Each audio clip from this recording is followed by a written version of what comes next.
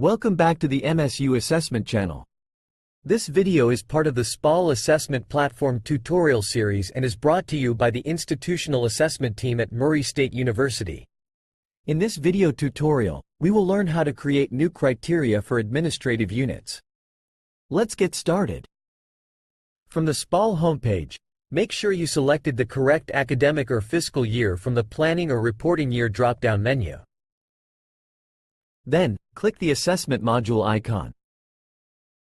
From the Assessment sidebar, click the All Assessments link. Now, click the drop-down menu right beside the All Assessment by Program heading.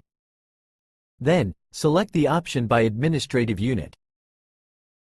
Once redirected to the All Assessments by Administrative Units page, select the outcome with the measure for which you want to create new criteria.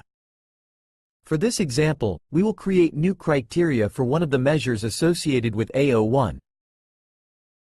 You will then be redirected to the Administrative Unit Outcome Details page. Now, click the Measure tab. Then, select the measure for which you want to create new criteria by clicking the measure title. You will then be redirected to the Measure Details page. Now, click the Criteria tab. Then, click the blue plus button next to the Criteria heading. When the new Criteria dialog box appears, complete all the fields provided. SPOL provides three basic criteria types. Benchmark supports collection of a single data point. Checklist supports collection of multiple data points for multiple criteria. Criteria matrix supports collection of all data points for all criteria, similar to Likert scale. For this example, we're selecting the benchmark criteria. Regarding numeric type, SPOL provides three options: currency, number, and percent. Go ahead and select the numeric type based on the format of your numerical data. For this example, we are selecting percent. Now for the calculation method, SPOL provides 2 or 3 options depending on the chosen numeric type.